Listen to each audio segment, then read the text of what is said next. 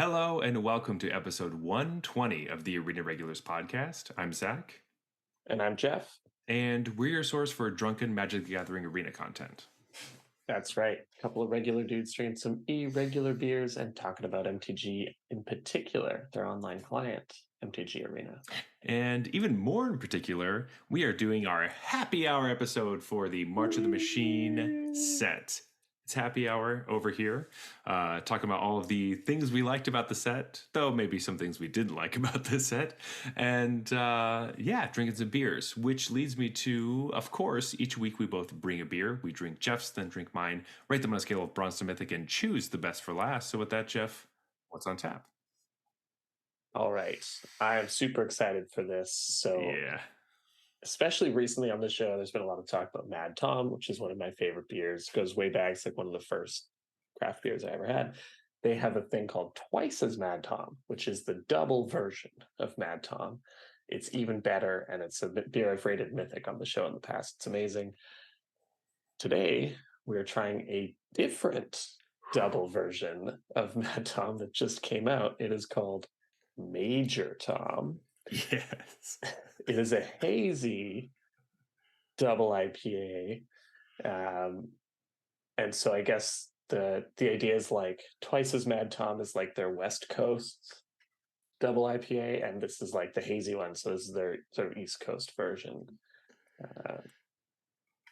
Yes. 8%, and the can comes is in a gigantic can. Yeah. That's what I was going to say. The can is huge.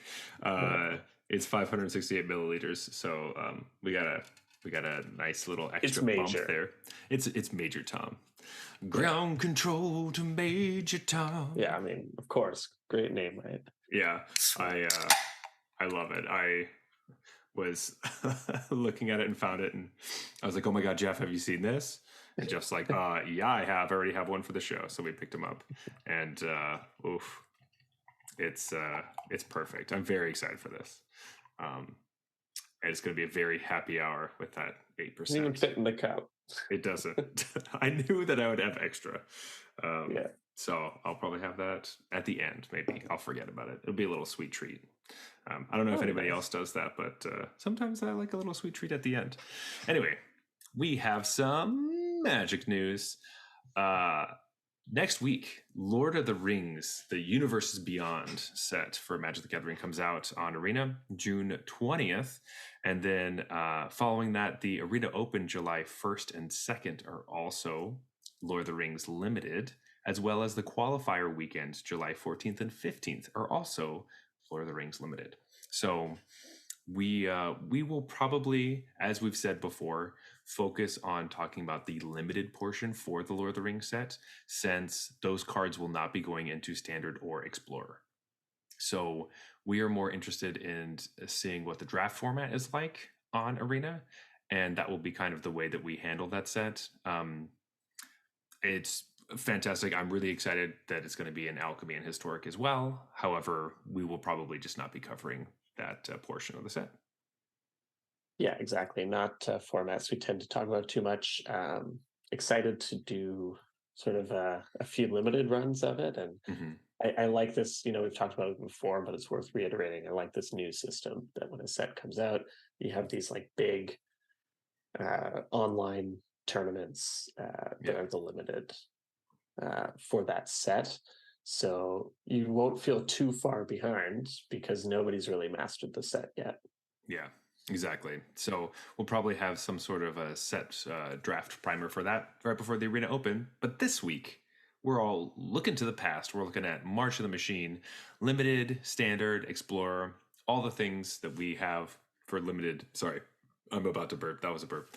For the March of the Machine set, how we felt about it, which I feel like a lot of people know how I feel about it.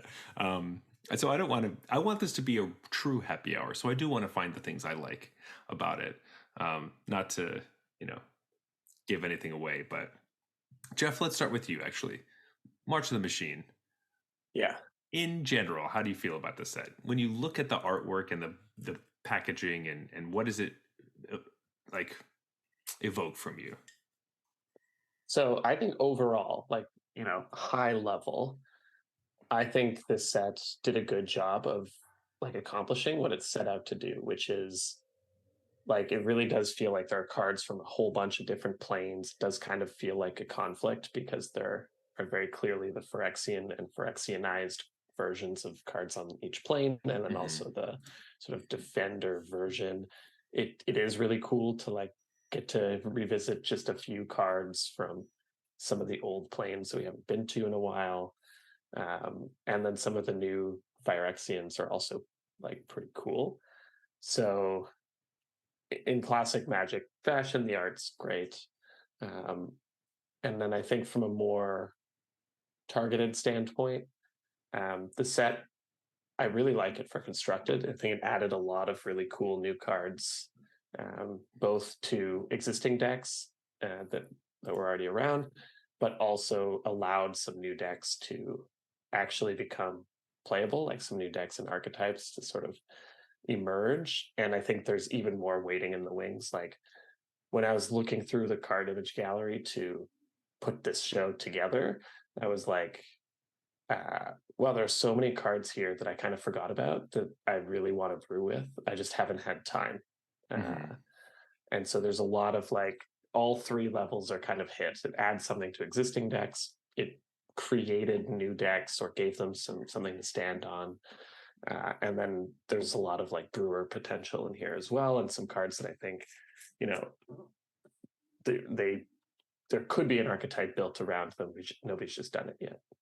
Yeah, absolutely. I think I I was just going to say that was all great points, and I'm excited for the future of this set to see what else kind of comes out of the woodwork as we have our new long standard and see how much this set impacts that 3-year standard.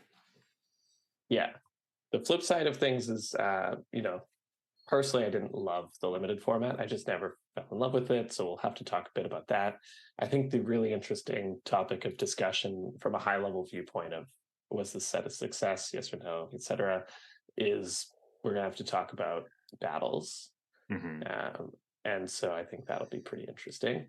That'll be sort of the main talking point, and that's where my thoughts may not be totally positive. Yeah, They're maybe less happy in the happy hour at that point. yeah. I I do want to get to limited because that's where most of my feelings are. But Mhm. as far as like having just as far as the world building and getting like the feel of having like a giant battle across multiple planes and all that stuff, I think they did a really nice job, and it feels like we do have specific like seeing the set and seeing specific characters from specific places and be like, oh no, that person got completed, oh fuck, and like all that stuff was really exciting when the set was coming out, and playing with a lot of those cards was really cool. And like it definitely hit on all those marks that they were looking for flavor wise. Um, and as far as the sets, like the way it plays, it is wordy for me a little, um, just because uh, as we go into limited now, I guess there was just a lot of things to know about a lot of stuff, and I think it was very deep, maybe too deep for me, and I didn't know that about myself, and I know a lot of people love this draft format and think it's one of their favorites. Mhm. So there's a lot of pro players talking about how this is like cracking their top 5 and stuff like that. Obviously, I'm not a pro player, so I have extremely different feelings about stuff. And for me, I was under not I wasn't underwhelmed. I just like you said, it never really clicked. I never really felt like there's the deck that I fell into that I really loved. I always love drafting new formats and trying new stuff and going about it different ways. And I'm really happy that the best color in this set was the worst color in the last set. So being able to flip flop between those two is really fun. And I think is a good way to design magic sets where you kind of know like this isn't going to work out in this set possibly as much. It's more aggressive. This color works better in this set because it's a little bit slower, or cares more about card advantage. But personally, for me, I am ready for the next thing. Um, I have Yeah. tried it enough times to know that I might not have to do this anymore. I think I'm good. I'm uh, I'm ready to put it down. Right. You've given it a fair shake. You know, Hmm. can't ask for much more than Yeah. that. Yeah. Um, that's a good call out about the set being super wordy too. That's something we talked about in the um like first Sips episode. And there's a real cost to that. Like when you're playing this set, you notice that it's just so complicated. Um, and in the cards that have penetrated, some of the other formats, um, I mean, some of them are actually the simpler ones, as it turns out. But some of them, like the we saw Zergo and Ojitai Hmm. be a big player in the most recent event. It's just like, what does this card do again? Like, it has, when does it have protection? What is it allowed to like bounce? It bounces itself back when it hits what battle or the player? Okay, and like, But not only itself, but other dragons too. So it like has this right, other, yeah. like that weird clause is there. Um, And then it has like a weird anticipate thing also, mhm, and that's part of the same clause. And like that card is not even one of the more complicated cards in this set. So mhm. you really feel it when these cards start making their impact.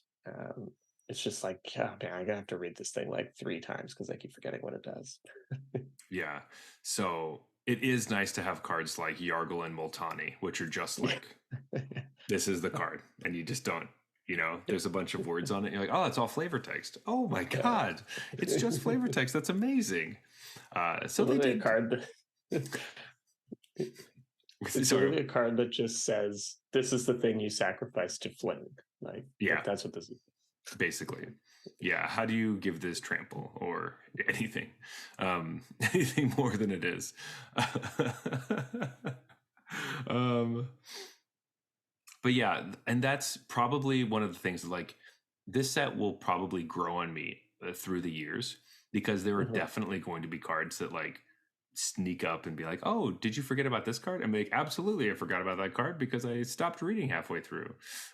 Which is, always the joke with me that I don't read all the cards, and that's like Zach's problem with the stuff. Um, but at the same time, it makes it more exciting later when I'm looking through like searching through things in Scryfall or trying to find cards for a deck.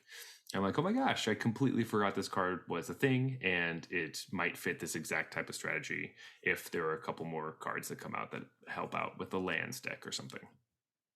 Yeah, and I think that it has like a meaningful, the making fun of Zach for not wanting to read cards has like a meaningful lesson in it too that I'm going to try to be aware of, because it's so easy to forget about. But when a new set comes out, we should reevaluate this one because there's got to be stuff in here that is seeded for Mm, for the future, and like you probably just ignored it because your brain kind of has to. You can't process all of this information. absolutely. Yeah. um, and I think it's particularly important for like if you're building a deck, you have a deck, and there's one problem, like, oh, I cannot beat this card. Like I cannot beat the 5 color ramp deck, and the card that does it is whenever it's when they play Sunfall, or if I just can't get under them, and then they play a track set, I'm cooked. Hmm. Um, when you have a very specific problem like that, that's when you can like pull up Scryfall, open the set, and just start actually reading the cards in your colors.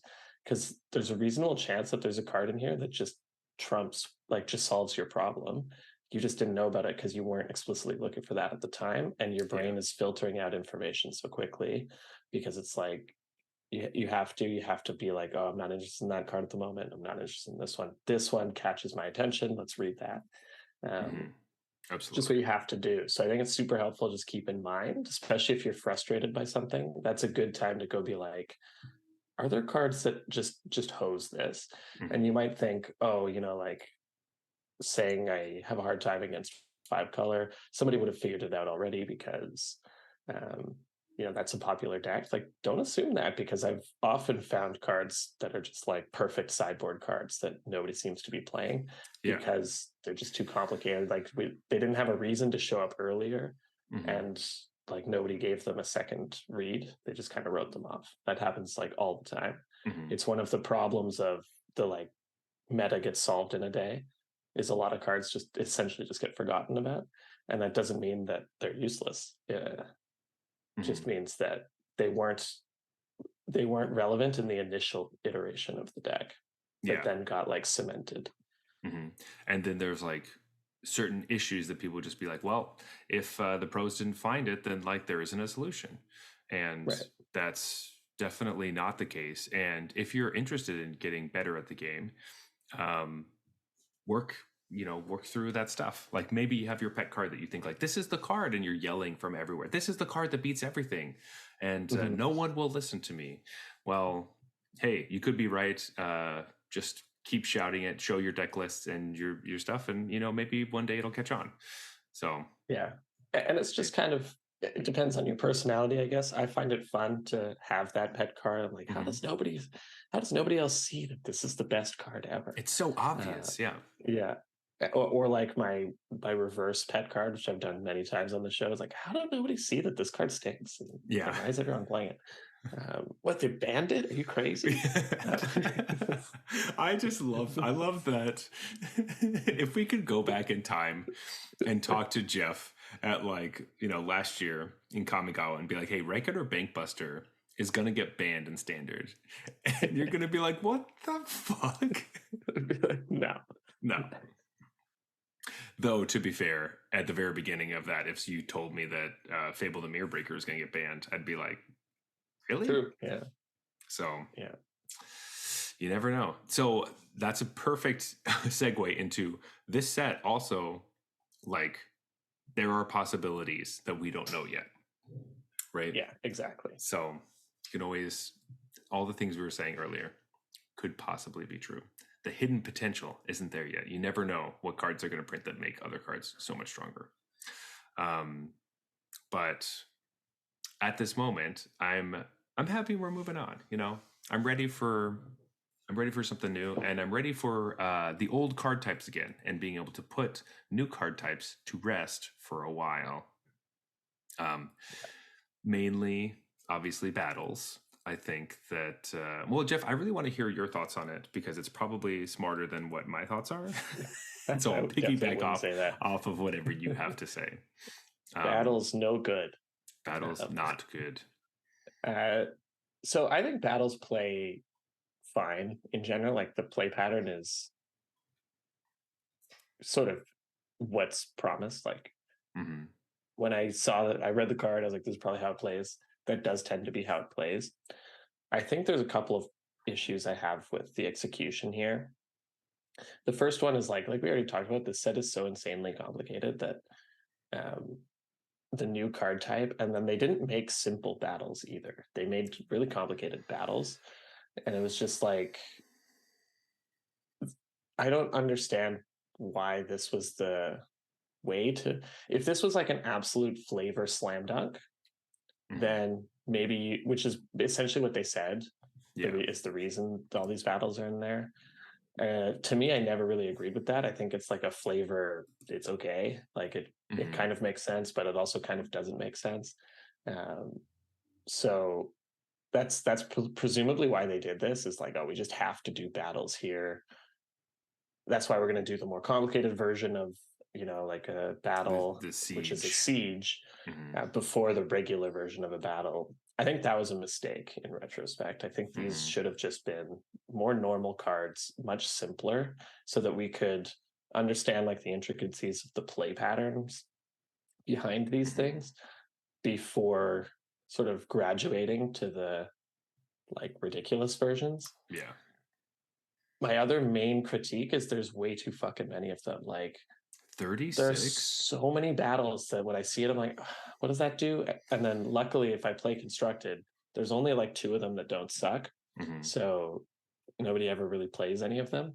But that's just like another reason. Just do like a smaller subset, like one in each color, and then like a multicolored one for Teferi or whatever, and then make them simpler. And I think this could have been a slam dunk. Yeah. Um, A but third of the the number we had. Do the 5-color one, the 2-color one, and then I guess no, that would be 10 2-color ones. Anyway, you You could figure do it that out. too, right? One for each color pair, and then you have Yeah. 10. Like Mhm. that's more manageable. This was like there's so many like green ones. Mhm. Every time a green one gets played, I'm like, which one is this? They're like a bunch of the same dual color pair that's just like confusing because you're like, "Ah, I thought this was the other one." Um, they should have just been a bit more. I think they should have eased into this a little more. Like I get the problem. Like the reason that they had so many is because of the number of planes that they were invading, and Mhm. they wanted to make sure that all of them got their day in the sun, basically. Right. Um, which is fine. However, I love Invasion of Gobakhan. I think that card's awesome, and I'm really happy that we have it. And it's one of my favorite ones, and it's showing what I like about battles. I wish it was Invasion of anywhere else. Do you know what I mean? Yeah. Like that was the joke initially was Invasion of Gobakhan. The only people who know what Gobakhan is are the people who read like the War of the Spark novel, which I unfortunately did read. And so I knew what that was. But like besides that, no one cares. Yeah. I mean, I understand the flip side gives you protection for your creatures and puts +1/+1 counters on something Sure. similar to Teo's Light Shield and blah blah blah. But I don't know. It's Yeah. I see that it's flavorful. Don't get at me. I get it. I understand. I just think that we don't necessarily need to know what Gobakhan is because Yeah.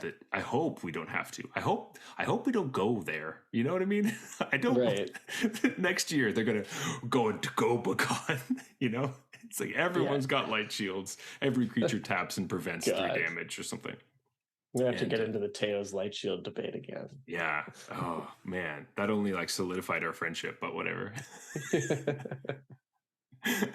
Yeah. It's a long story, folks. Maybe you'll have to be part of our Yeah. like Patreon to hear that. That'll But be for that episode, mhm. once we go to Gobakon, you'll uh, hear all about Tails Light Shield. Um, and the thing about Invasion of Gobakon is it's like the simplest one. yeah, And that's what I think. And it just does the thing that you want it to do. And it's like nice. Most of them are like really, really complicated and then bad.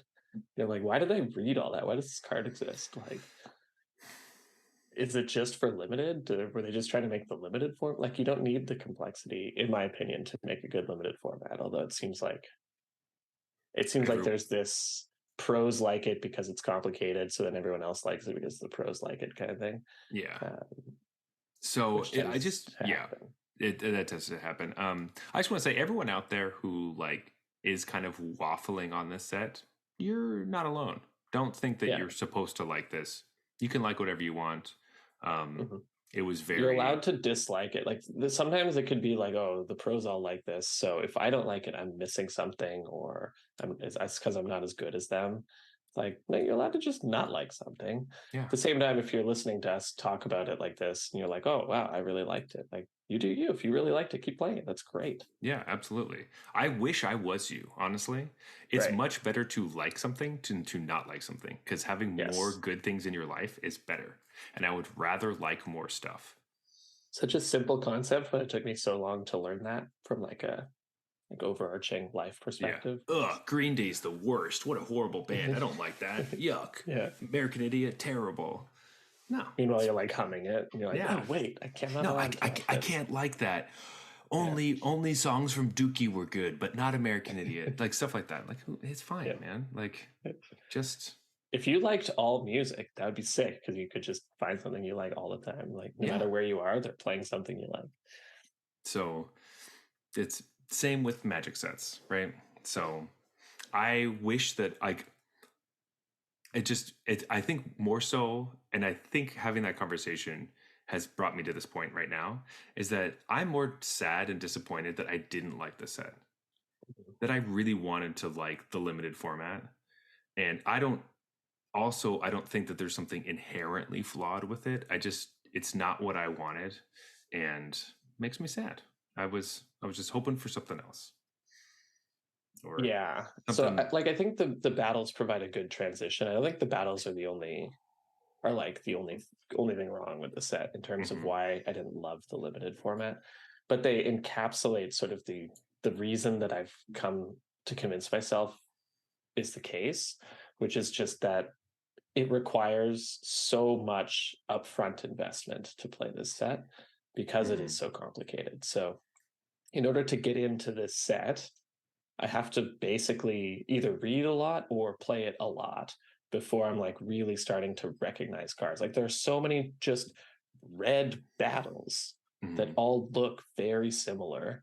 And I just have to like, in order to get to the point where I know what they all are, like some of them even have the same casting costs. Like, come on.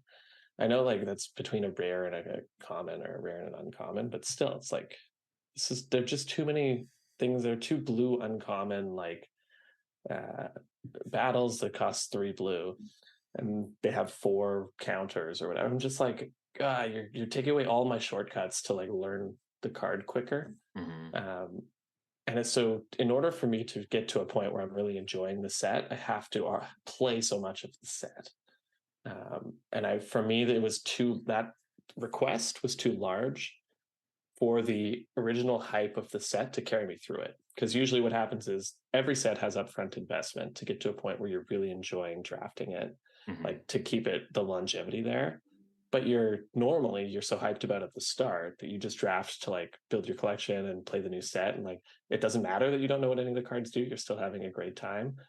And then by the time you would start to be like, okay, it's but that hype is wearing off, you now know what all the cards do, and you just see the picture and you pick it, and like you're in that sort of rhythm. This set, the hype didn't last long enough to get me to a point where I could just look at the cards and know which one does what and which one I should take and like what archetype I Mhm. should be moving into and stuff because it was just too complicated. So that's like me looking back on if I tried to diagnose why I just kind of stopped playing the set. Because for me, I just drafted a bunch of times. I wasn't like, oh, I hate this. I I was actually winning a lot, which usually keeps me going more than I normally would. But most of that was fueled by I I identified like draft one that blue was very good. Um, but then I just kind of stopped playing it. And so this is me like thinking about why did I just stop playing it? And I think this is basically the answer that combined with the fact that there were a lot of awesome constructed things I wanted to try. So I was like, all right, Mhm. that's For enough. sure. I got some wild cards. I'm going to go try some constructed stuff. Um, but it just didn't grip me, and I think that's why it's like it's asking too much of me, uh, and it didn't have the like hype to back it up to get me there. Mhm. Yeah.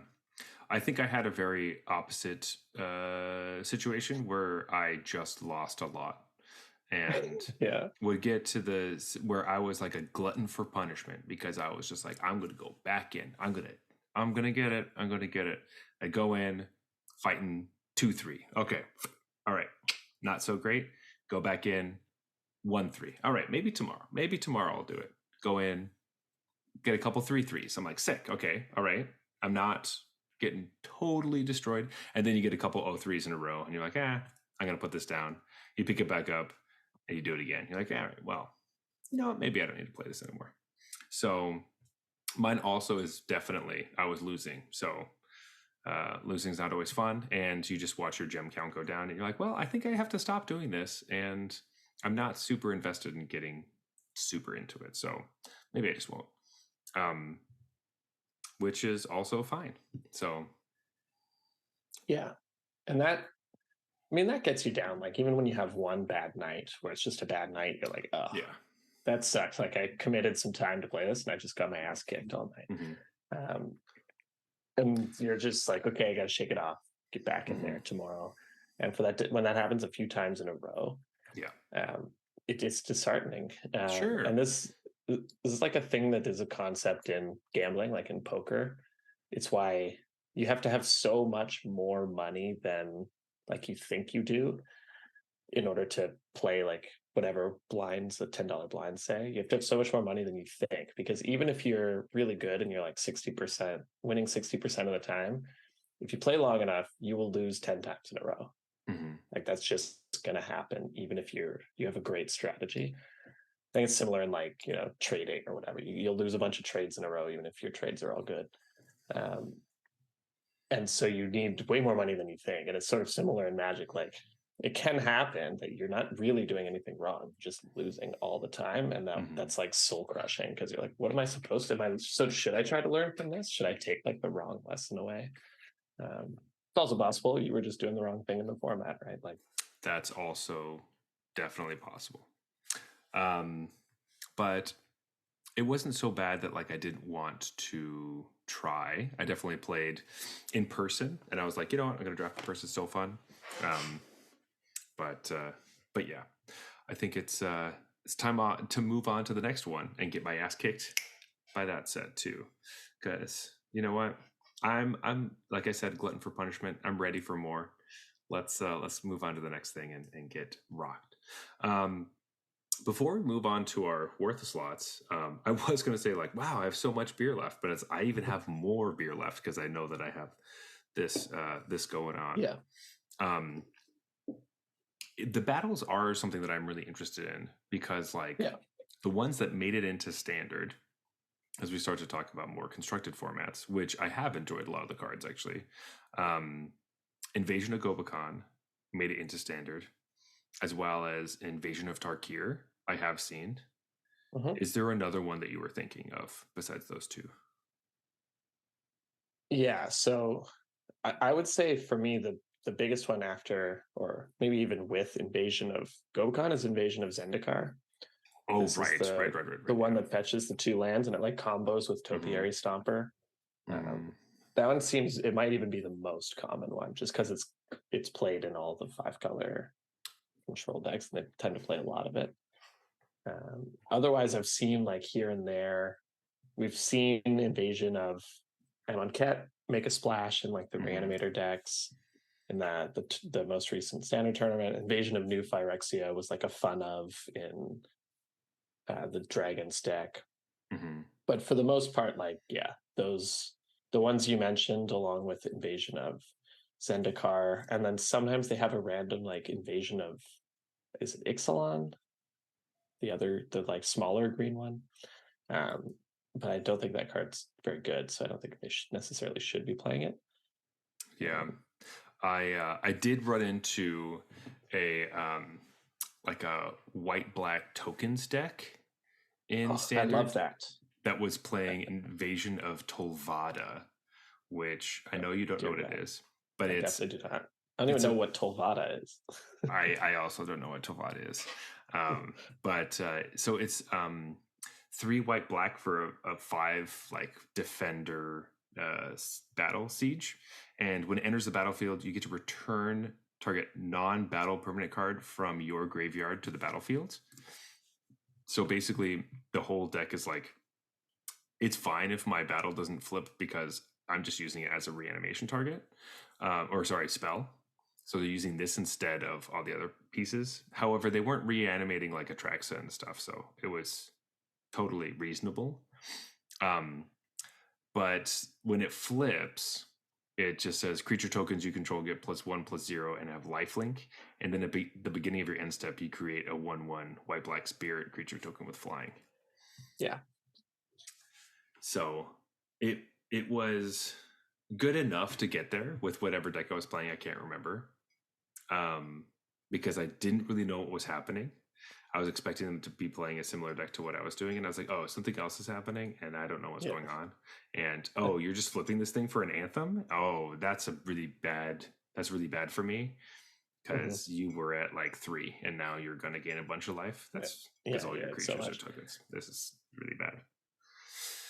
Yeah. I mean, I actually do know what this card is because I was Oh. considering it for my Phyrexia deck because it actually has so many tokens. Mm-hmm. It tends to have a lot of tokens. And then there's also stuff you want to reanimate. So you would be sort of semi interested in both sides. I think I decided it's just too expensive for the deck ultimately. Yeah. And this really does need at the time, I think I thought like this needs to be all in on tokens for it to be worth it. But the backside is crazy, right? Like +1 Mm-hmm. also lifelink, bitter blossom, like a anthem bitter blossom thing. Yeah. It's really good. But this card just might be a little too expensive. Like, anyways, I think that I kudos to your opponent because I love that. Just white black Yeah. tokens and this thing's your payoff. That's great. It was pretty sweet. I would love to try that. And like sure there's some solid planeswalker. Like there's so many planeswalker options for that deck with Sorin and some of the Elspeths and the Wandering Emperor and stuff. It's like Oh yeah, to get a bunch of shit. you could pick any number of different planeswalkers. That's true. They were So that's playing pretty full cool. planeswalker stuff, but they did have I think their main reanimation target was just Shieldred, like regular, just Shieldred, no words afterwards. Yeah. Which I don't remember how they got into their graveyard, but anyway, cool deck and cool things. So there are little tokens like this is one that I definitely looked over, literally like we were just saying about the different invasions, just because, well, first of all, with the battles, I don't want to turn my head all the time to read stuff. So that's why we play on Arena. You got to just hover over it and get it. Yeah, and it flips. Get it to go the right way. But so with that, just like inherently, I know we're harping on battles a lot, but like, yeah, man, if they eased us up like into it, it would be so weird if we got sagas for the first time and they flipped into creatures and enchantments. Right. And like, what if Fable of the Mirror Breakers the first saga you see? That's ridiculous. Yeah. And it's just, and there was 35 of them, and the rest of the set is equally complicated, and it's also other flipping cards as well as cards that care about double-sided cards in your deck. Yeah. It's just too much, and like I do think this execution like suffered a bit because of it. So to sort of recap, I think I probably like battles. I'm not so hot on sieges, especially as like the introduction of battles. Yeah. And I think that if you were going to do that, that needs to be the thing you're doing. Like the rest of the set is just a normal set. And the thing you're doing is you have 35 of these, or 33, whatever it is, of these like new card type that's quite complicated and like could generate some interesting play patterns, but it's just the combination of most of them kind of seem like they're bad and are it takes a lot of reading for me to come to that conclusion.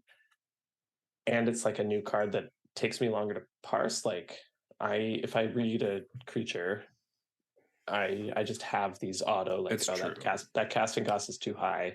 I don't need to read this. I don't have that for sieges.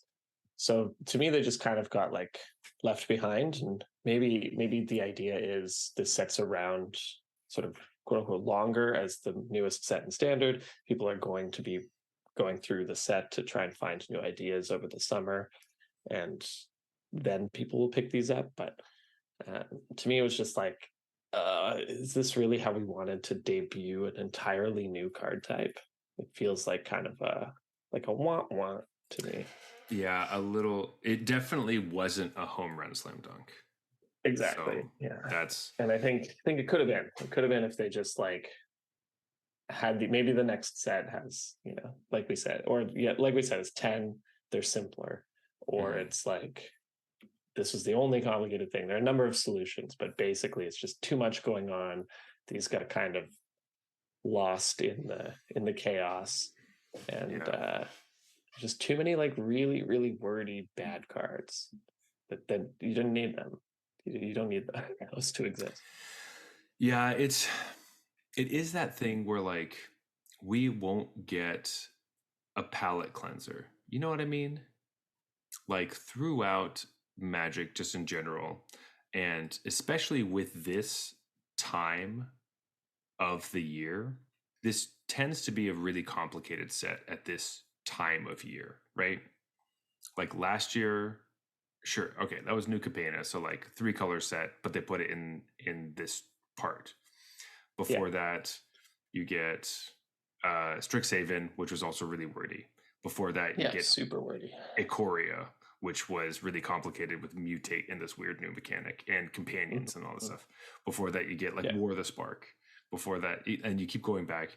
They like to put it at this time of year, which traditionally was the most complicated set feasibly right before the core set in the summer.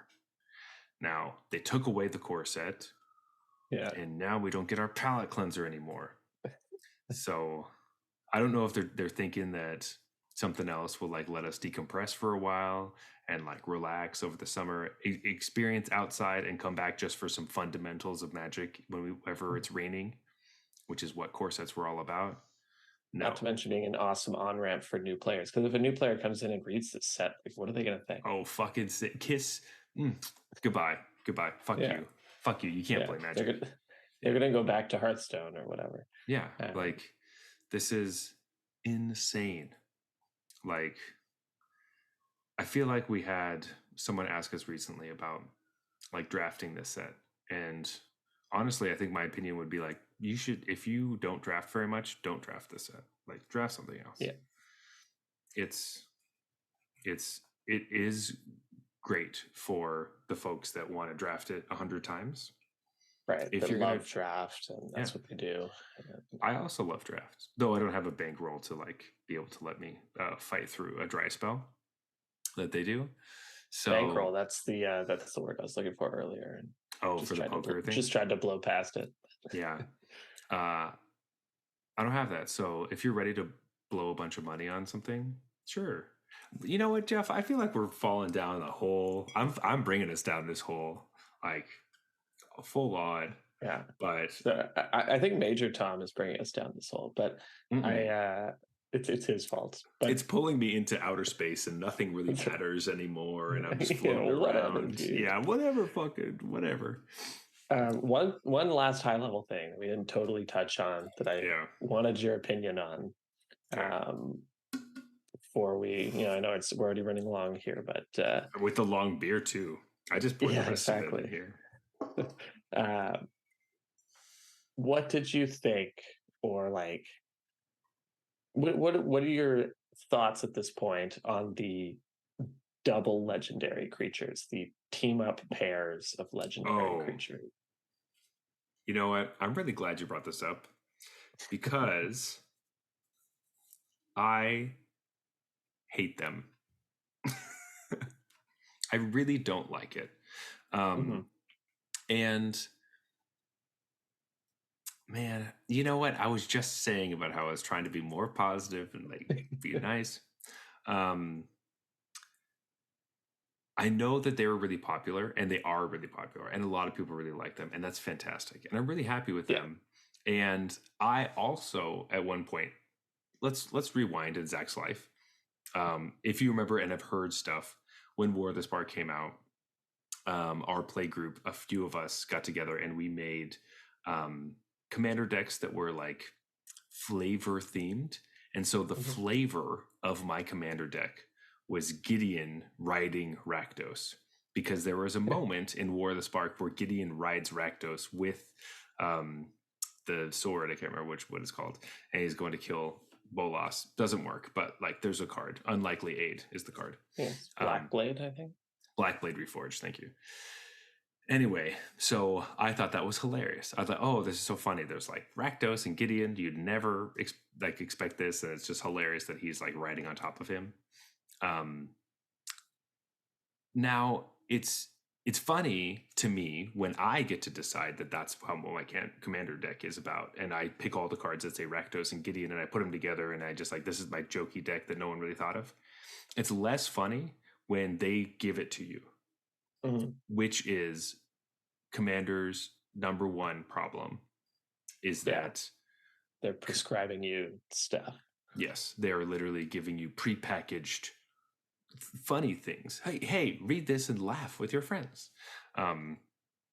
It takes out some of the humanity of what is happening. What people want to take, like we talked about before, Multani and Yargle, or Yargle and Multani, whatever. It hits the joke again of Yargle too hard. They already hit Yargle really hard. Oh my god, yeah. Like every September and like all that stuff. Like it was really funny when he did it once. It's just the same thing as like in Aftermath with Arne, who gets another horn in his head.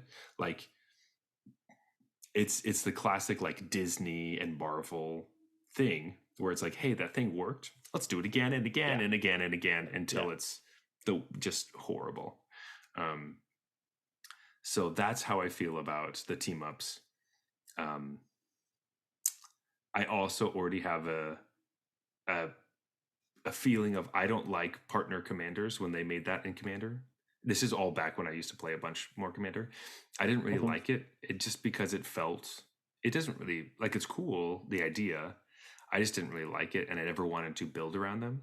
And I know a lot of people that really liked building around them, but for whatever reason, having two names for your commander was just something I never liked.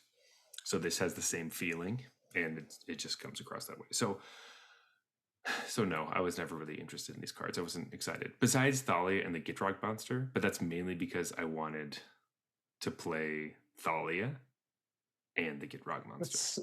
Yeah, exactly. That's the only one I like. I like that one because I just want to play the Gitrog monster.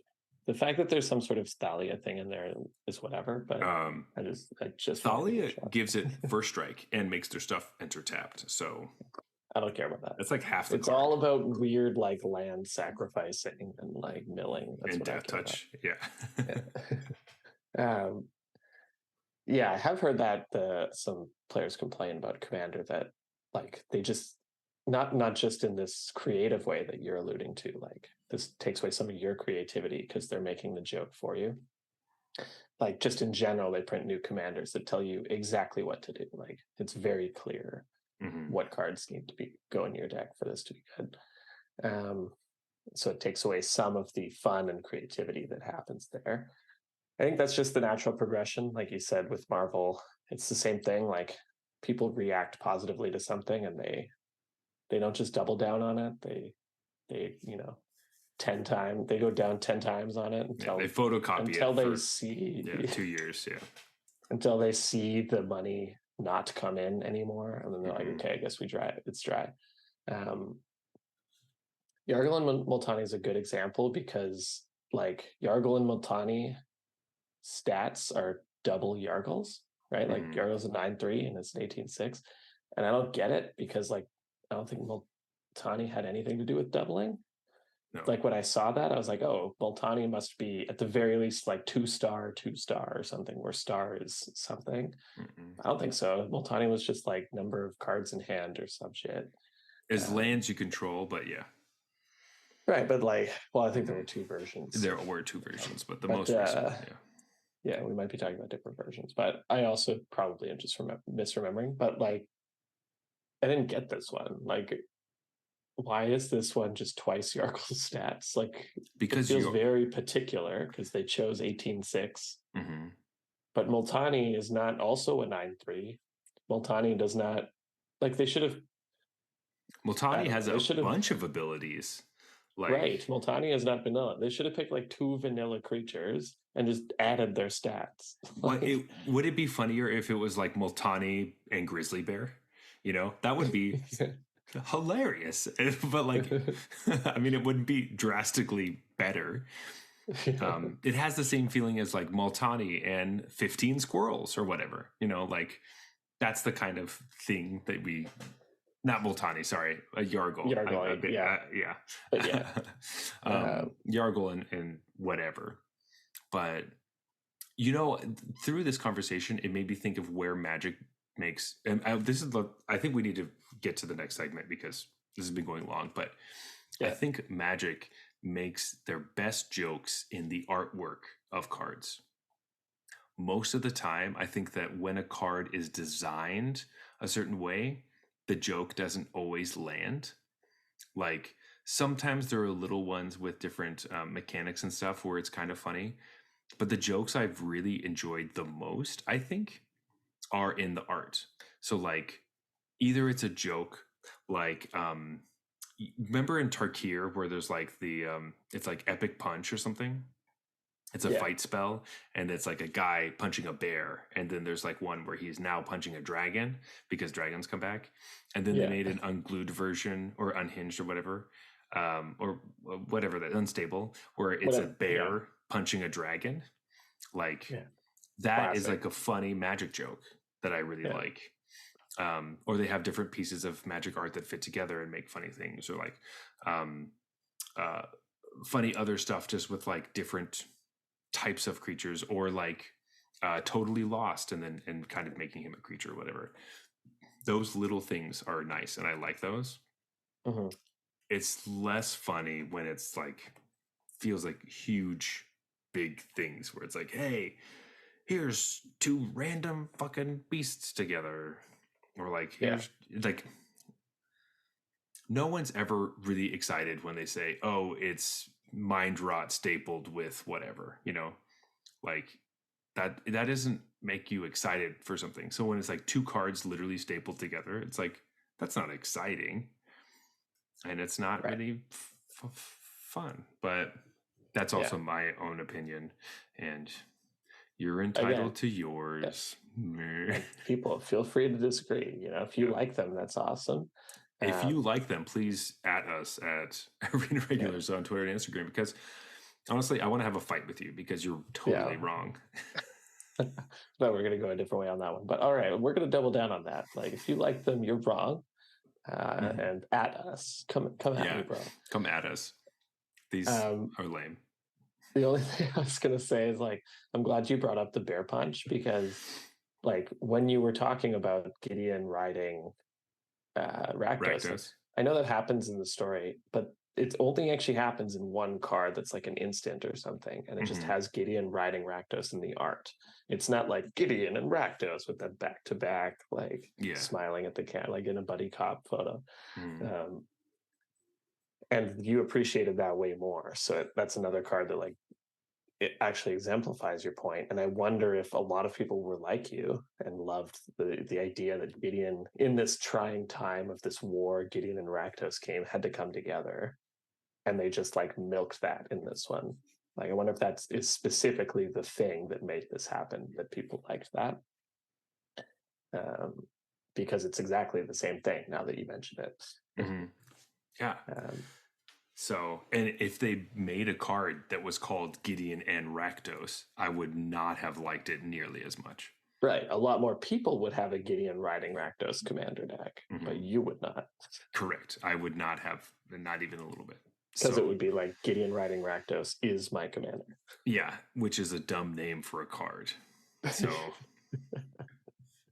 Yeah, I um, think like my take on these, just to get in there real quick on like uh just like I feel like you forget, like, okay, you read this initial joke, maybe you like it, maybe you don't. You eventually forget that, like, I don't know, Hidetsugu and Kairi is mhm. like these two things that came together and got stapled together, and you just know, oh, that's the card that these control decks play as their win condition. They're trying to hit whatever breach off the top, and it ends up just, and generally I've found like only the half that tends to be one of the legendary creatures like ends up mattering. It's the good part of the Yeah. card, Hmm. and so it just feels like these are really like weighted. They're really like, there's a lot of text on them. They're very expensive, but then like people only really care about one of the things, and you kind of forget the whole joke when it actually becomes a part of the metagame, and it just doesn't matter. And you're just like, I don't know how much from a arena player's perspective, who, like, these are clearly mostly aimed at commander.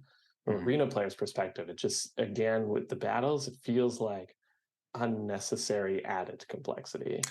That's true. Though, I mean, like, to be fair, like, no matter what card it is and what flavor it is, if it's a card that fits into a deck that's trying to do a thing, like, you will always just think of it as whatever it does.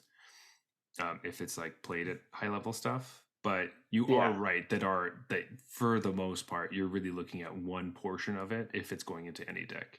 And like, very similarly, like you were talking about Zurgo and Ujitai.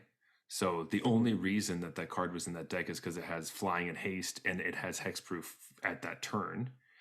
right. Because the point is that you're trying to get Obacon and then flip it and then it has protection forever. And then there's an added sprinkle bonus of if you wanted to look at the top three cards and blah blah blah. Yeah. Um, and I think, like, I guess what I'm trying to say is most of these cards just aren't really going to see competitive play because you only care about one part of the card. but you get all this other But stuff at and an it extra costs cost. twice as much, yeah. Uh, and it's just adding to the set's complexity, but not adding a ton to any of the formats because the the cards are just too expensive to really be viable, even if Mhm. they do some cool stuff. Yeah. Agreed. So, ultimately, maybe it's just not for us, which Yeah, that is certainly true. an important question to ask yourself over and over again when you play Magic. Is this for me?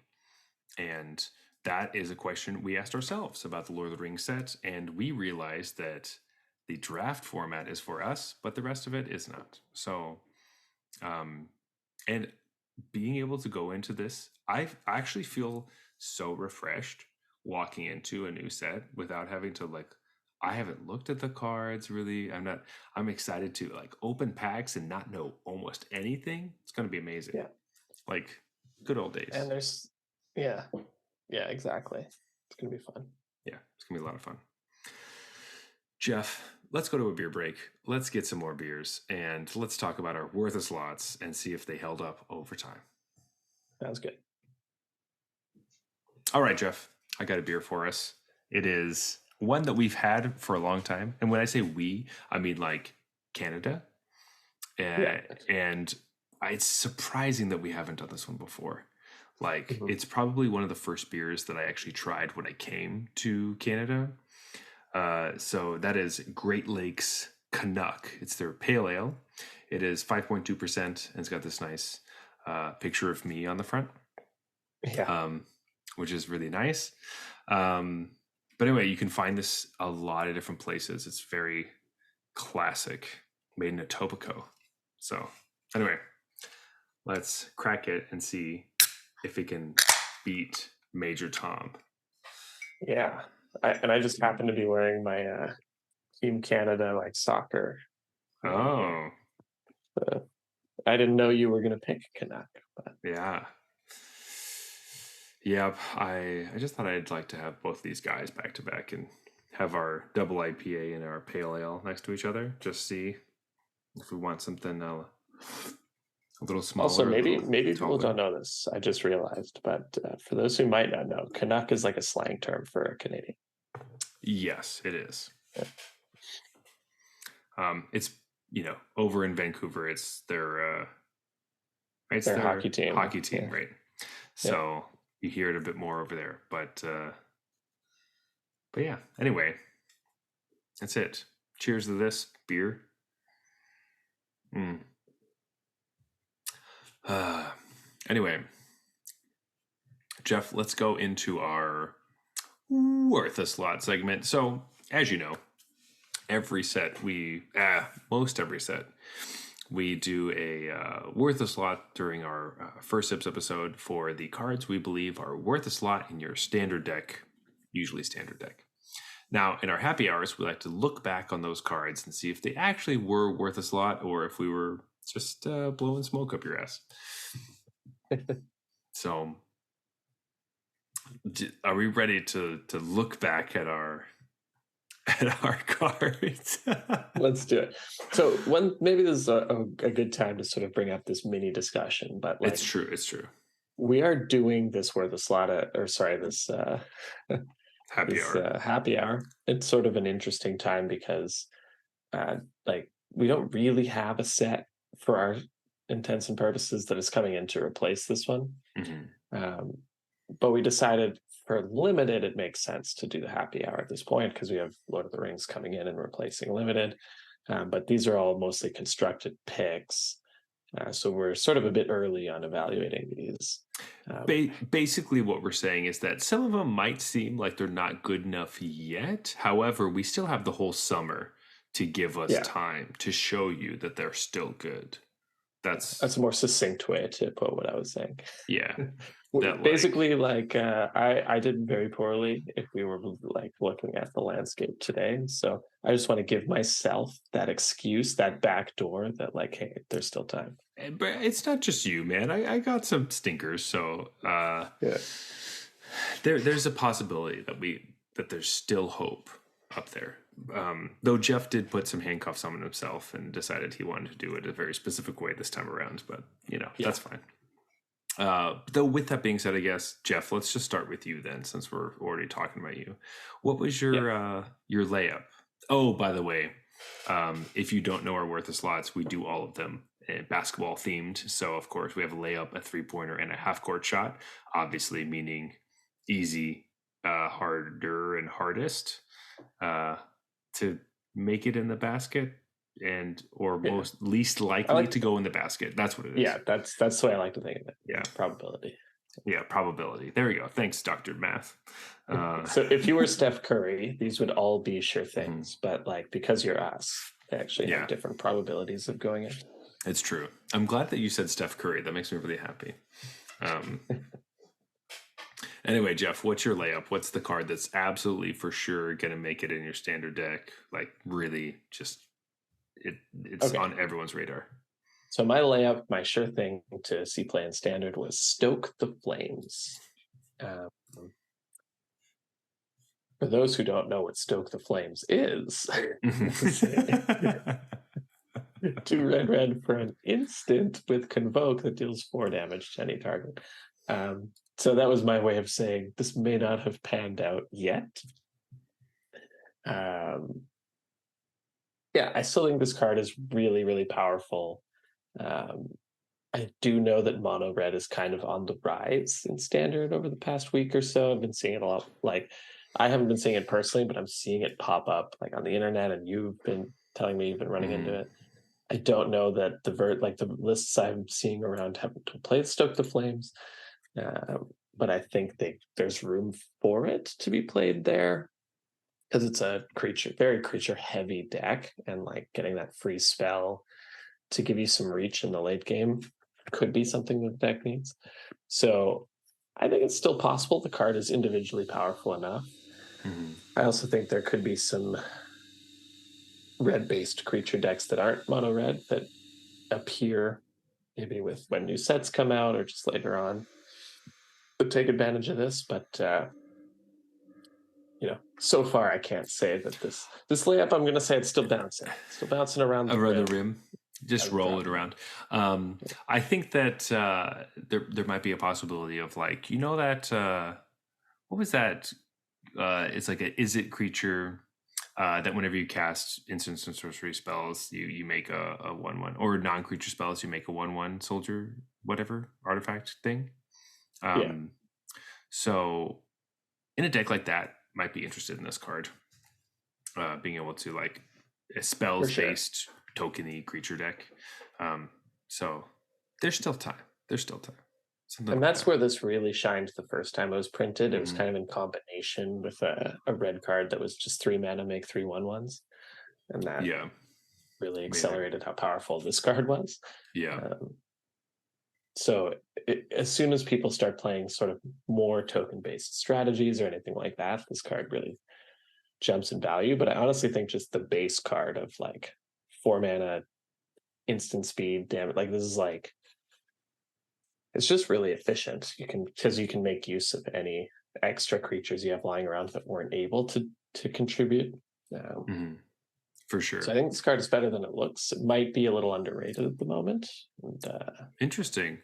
I think it may have some weaknesses that my layup also has, which is my layup is Bloodfeather Phoenix, which for those of you who don't know, because also this is a card that people may not have seen a lot of, is 1 in red for a 2/2 flyer Phoenix that can't block, and whenever you cast whenever an instant or sorcery spell you control deals damage to an opponent or battle, you can pay 1 red and then return it from your graveyard to the battlefield, and it gains haste.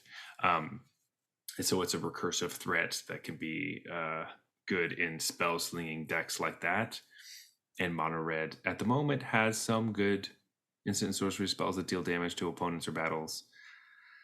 However, it doesn't have haste, and there's a lot of good haste creatures in red, which I think also is the reason why Stoke the Flames doesn't really see play, because all those creatures are tapped attacking all the time. Stoke the Flames is a lot better with non-hasters in the sense that you can play something that doesn't have haste, but it kind of has haste because it can tap for Stoke the Flames. Exactly. So it lets you play multiple cards in a turn without really giving anything up. Whereas when all your cards have haste, you're giving up the attack. Exactly. So I think both of these cards could be in a deck themselves, in a red deck, if every creature red played didn't have haste, but they have an abundance of haste creatures. So yeah, they, it's going to happen. It could happen. It could happen at some point, but we'll see. I think we're both fingers crossed, kind of in the same boat with that. But Jeff, let's snake this one a little bit. Let's go into our 3-pointers. Looking this back, is your big win. That's why you want to get to it as soon as possible. Absolutely. Are you fucking kidding me? Yeah. So my 3-pointer, which was, I was back and forth at the time of this. I was back and forth between whether this was my layup or my 3-pointer, and I ended up thinking it wasn't good enough for the layup because the deck that it was going into wasn't one of the best decks, or vying to be. Not that the Bloodfeather Phoenix was ever supposed to go into Rakdos mid-range, but this should have been my layup. I do say that. It was Rona, Herald of Invasion, which you all know from Esper Legends. This card, man. It's good. It's good. This is like cut down, like hold up your cut down for it. Like that's like in the matchup, in the mirror match, sorry, this is the card you kill. Like it's really important. It's just it's so good. It's the hand sculptor. Yeah, it's so good.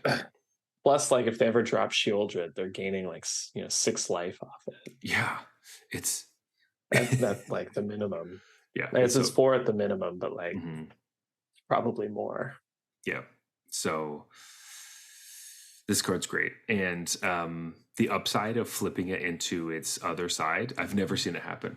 Never seen it happen either. I actually forgot that until you just said that was part of the card. Like I was literally trying, like playing against, I was playing a mirror match because I've been playing Esper Legends, and I was looking at the different creatures to kill, and I know that this one's really important, but it was late in the game where they didn't have very many cards in their hand, and I was like, wait, oh, fuck, am I supposed to kill this so they don't flip it and then kill me? I think I have to, and so that became like important at that time, but I still have never seen it flip, so I don't know if that was on the radar or what, but it's a good card. Good 2-drop. Yeah, after playing against this card, I'm like, oh yeah, this card's stupid. It's stupid. It's good. Stupid good. And all right, Jeff, what's your 3-pointer? What you got for us? Okay, I didn't do quite as well on my 3-point. I feel like Zach's was like a swish, and mine just like it went into the fans, like didn't even touch. Yours went right into the sideboard. Yeah. Out of bounds, didn't touch anything related to the net. Oh god. It's Scornblade Berserker. This one probably warrants a read. This is a 1 mana 1 or 0/1 with backup 1 that has tap 1 and sacrifice this creature to draw a card. Now, I have played this card in my decks. I actually do think it's a good card still. I was comparing it to Elvish Visionary last time. I now think about it a little differently. To me, this card is like Village Rites, but the advantage it gets over Village Rites is you don't need to have a creature already that you want to sack in order to like cast it. The disadvantage is it's a little more expensive because it costs you more mana to draw the 2 cards. And obviously it comes with like a +1/+1 counter. But in the type of decks that want this card, it's a lot more like a Village Rites. It's a little more flexible. I think that's the right way to think about it. And I think it does a great job of that. It's just like there's not really a Village Rites deck at the moment. So that's why this was a 3-pointer. It would only ever go in a very specific kind of deck. But if that deck ever sort of becomes a thing, I think you'll see more of this card because the card is good at what it does. Yeah, totally. I agree. I have played some of your decks, and I see the potential there, but I also see that the way I play those decks, it doesn't do what I want it to do, and so then I side it out. Yeah. Which is hence the siding out joke. Um, Yep. but it was also, I I think just got that that. Wow. That oh, it goes straight to the sideboard. and by got it, I mean you explained it to me. Yeah. The Major Tom. I blame Major Tom. Major Tom. That was a Major Tom. But I can see the potential. However, I think that potential is in someone else's hands and it's not mine. So I am fully prepared to say that this card is significantly better for you than it is for me. And I could have seen that by reading the card, but I have tried it. And I think I've just decided that I need to watch you stream or something for a while to understand exactly how you're using this, because I don't know. But I feel like let me just say, if this card was a Phyrexian, I would love it. Gotcha.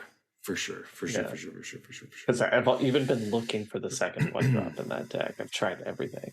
Yeah. But if this was, and every time I come across this card, I'm like, should I just play it? I'm like, it sucks so much though that it's not of the tribe for my tribal deck. That's true, because you will forget. However, it doesn't attack very well, so it doesn't matter. If it had +1/+1 and menace, be more interested in attacking with it. But That's true. I mean, I mostly just mean I want to be able to sack the 0/1 to my my sack engine. Sure, but sure, because you can't sack it to, yeah, that makes sense. I will say a 0/1 with menace is really interesting. I do like that idea. 0/1 menace, backup 1. Yeah. I guess technically menace would have to be below the backup, but whatever. Depends what you want. Yeah, it depends what you want. Jeff, let's move on. To be good or bad? Let's move on to our half-court shots. Okay, cool. So again, just so everyone knows, these are like the cards. They tend to be just the cards we want to be good, but we know probably aren't. Mm-hmm. But we usually pick ones we think have an outside chance of actually doing something. Yeah. So mine was Elvish Fatkeeper. This is, I was going to say it's a limited all-star. I don't even know if I've played enough limited to guarantee that. It seems like it would be. I don't know if it is. I don't think it is. Like, I think black-green, maybe, I don't know if black-green is good, but if black-green were good, I feel like this card would be good. But anyways, the 3/3 for 1 black-green. When it ETBs, you incubate 2. It is a Phyrexian elf. You can have 5 mana to transform an incubator and double the +1/+1 counters that come onto it. So you pay a little more than double to transform something, but you get double the counters. Mostly, I think, just like as a 3/3 that incubates 2, my reasoning was like it mostly gets there, and then you have this late game ability that would be relevant in the type of deck that wants this. So I think there is still the possibility that there's some sort of Abzan incubator thing here. And I think you might play this card if that happens. It's just like people aren't exploring that because there's so many more obvious decks to play. Yeah, like decks. Why would I work so hard? Yeah, and part of the working hard is that the mana isn't super there. Right, that's the big thing, right? There's no Abzan Triland. Yeah, so because when I was playing Abzan Legends, it was like my mana was kind of fucked up. So rough. It's all like pain lands. Yeah, it's all pain lands, and like when you're playing Legends, then it's like you can play Plaza of Heroes, which is like a godsend. But like besides that, it makes Abzan so hard. So then I'd rather play just Golgari, so you only have 4 pain lands. And then you can try to deal with the rest of it. And then I'm not sure the incubate support is there without the white cards. Yeah, so it's just not enough. It only goes tall and not like wide. But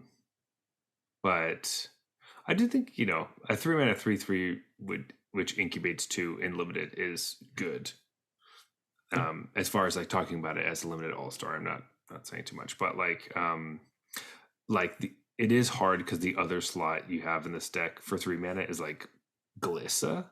If you're playing green black, and Glissa is like so awesome that I have a harder time with it. But I just think the Absent Incubate deck in general didn't come together, and I do think that it's the mana's issue. Like, I think it Yeah. has a fighting chance if the mana is like doesn't hurt so much, but it hurts a lot. Yeah. The mana's Like, brutal. you're losing probably about 6 life at least in that game. Yeah. To your Which mana. is ridiculous. Ridiculous. Yeah, it's way too much. So, luckily, at least the incubate tokens don't cost life to use. But yeah, woof. You know what, Jeff? I will commend you on sticking to like uncommons for like all of your worthless slots, though. Like, yeah. I tried it. I gave it a shot. I really loved it, and I also felt really stupid afterwards, thinking like, man, he's gonna like really nail it with all these uncommons that are really gonna fix it. So, just so you know, that is how I felt. Also, you can totally laugh because all my stuff, like I had one that was a home run, and then the other ones were very flat, and I didn't even hit the home run on the one it was supposed to be a home run. So like, we're good, you know. Right. Like, it's fine. Because my half court shot was Invasion of Ikoria, which you've never seen ever, I know. It's X green for a battle siege. I just talked about how much I hate battles. Well, here you go. It's 6 defense. Sorry, and I'm just reading it now. yeah, when it enters the battlefield, you search your library and or graveyard for a non-human creature card with mana value X or less, put it onto the battlefield, and shuffle your library. Basically, it's like a different type of Court of Calling at sorcery speed. This is the second time I've tried to be excited about a card like this. And ultimately, I think, you know what? Cards like this are not cards that I like or care about. And I should stop pretending that I do. Like, they look big and splashy, but I don't like them. And if Court of Calling didn't have instant speed, it wouldn't be the card it is. So stop thinking that any card, this is me talking to myself, sorry. Stop thinking any card with X green something that tutors creatures is Court of Calling, because it has to be instant speed or it's nothing. I mean, Green Sun Zenith is pretty awesome, but Green Sun Zenith is literally just like, it's efficient. It's X green. Yeah. So that's kind of how I feel about it. The transformed version of this card is a giant dinosaur, and it doesn't matter because you'll never see it. So,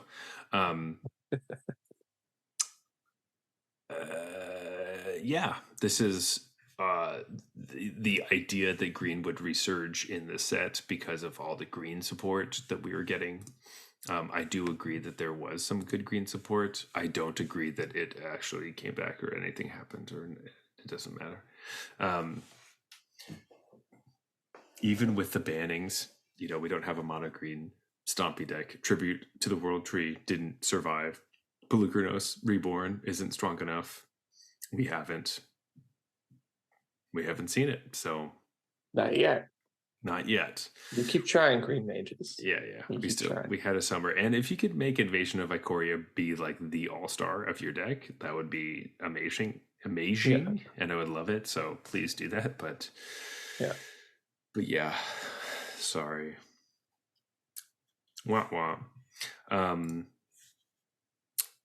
With that, just a refresher to make sure that we're all solid with our overrated, underrated cards.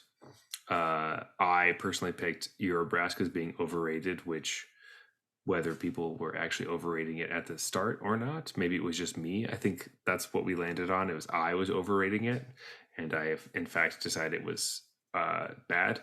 It is. No one plays that card, and I feel vindicated. Jeff? No, there was a lot of discussion about it for sure. Some people loved it, some people hated it. So I would still say, on the balance, rating it as overrated is fine, because some people are talking about it being like the best card ever.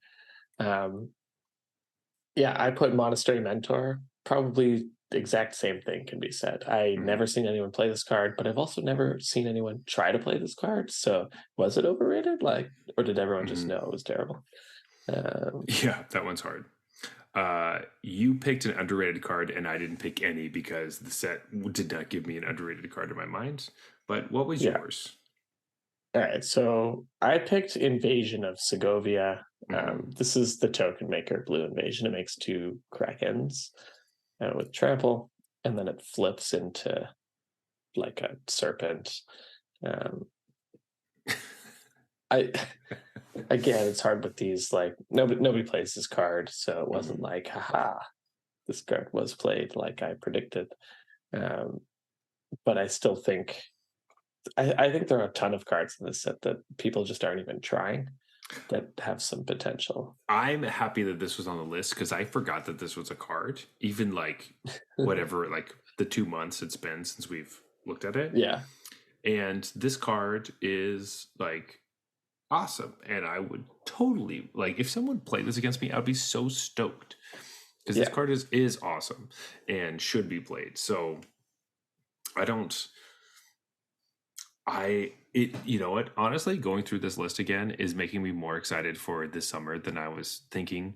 Because like I was kind of on a downward trend as far as like the summer of standard and be like, oh, we're stuck with the same set the whole time and there's no yeah, refresh.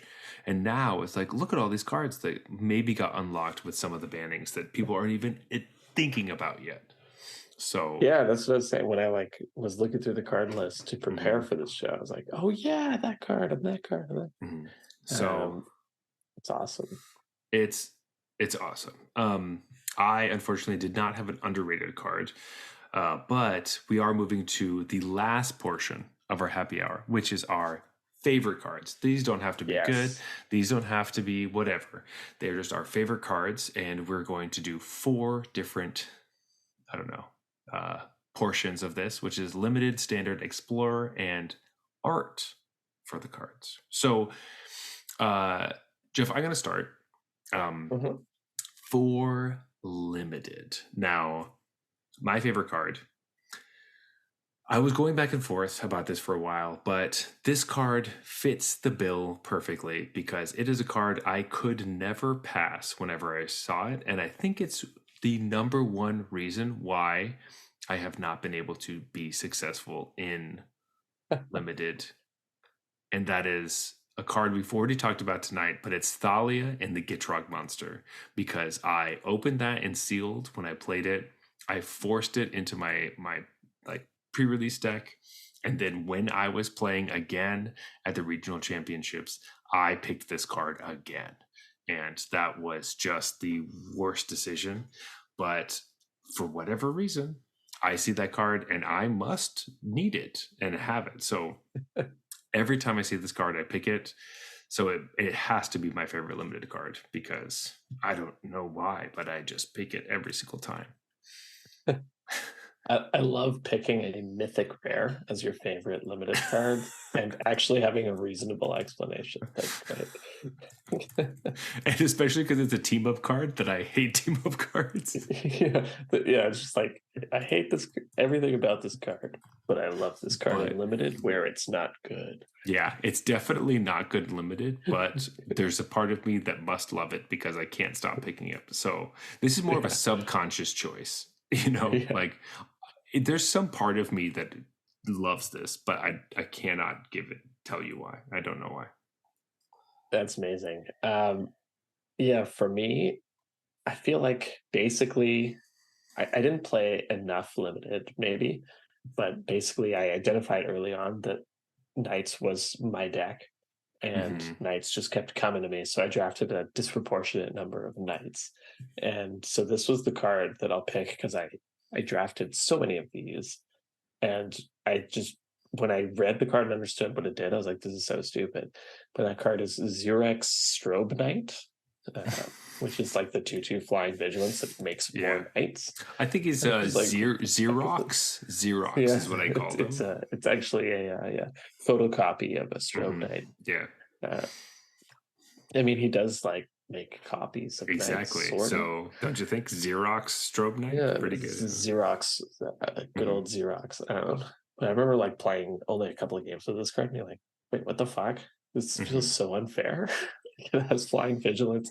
It then taps to like cast a convoke spell, which then helps like if I don't have a convoke spell, it has its own tap ability. Like, come on.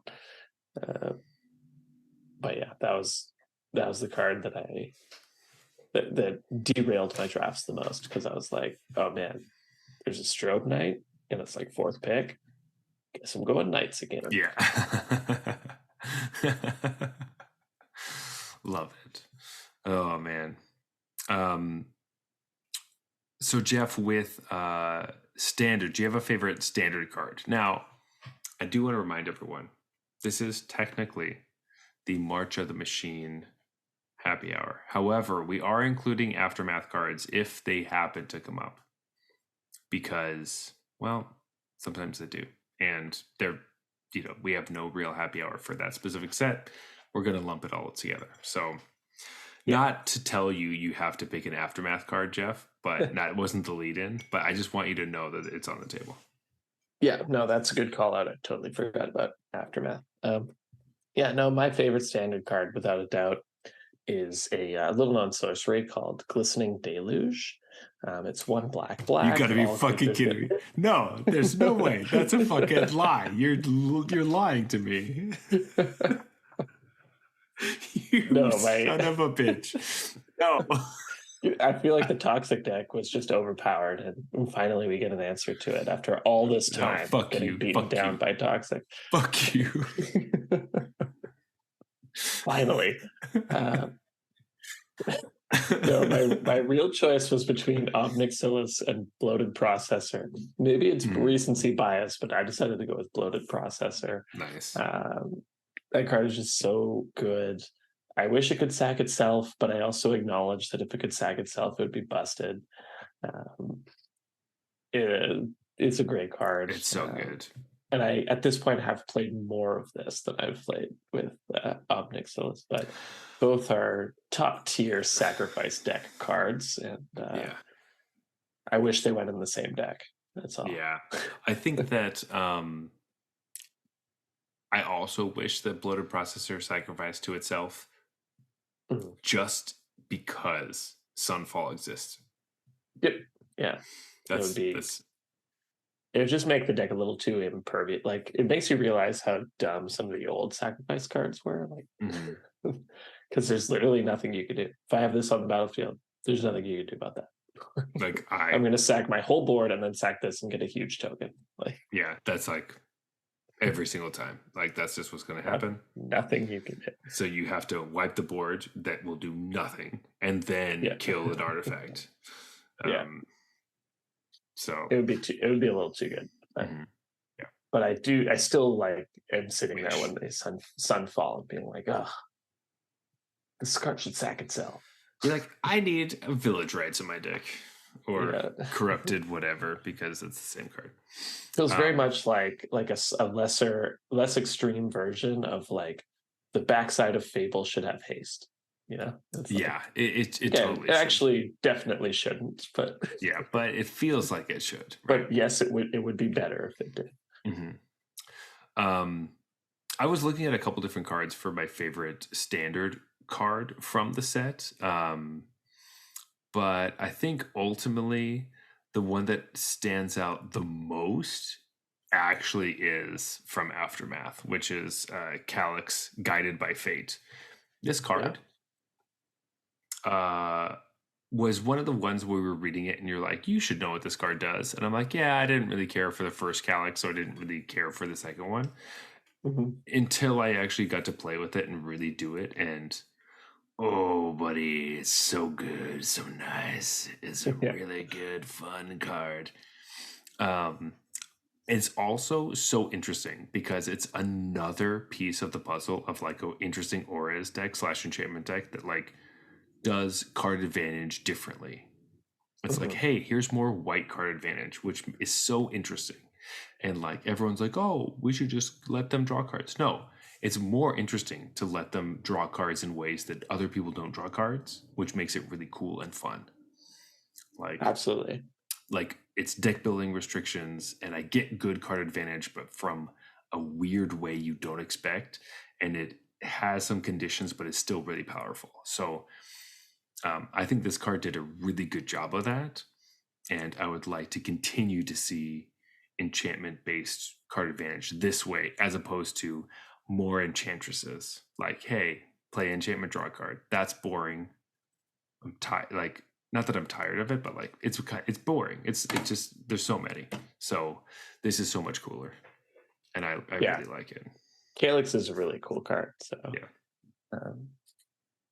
yeah, but just sort of similar thing. Where I was just like, I'm just not going to read that. I'm sure it's dumb. Totally, because like the Planeswalker was kind of dumb. So that's what I thought this one was going to be. I was completely wrong, and I will stand by that. This card's awesome.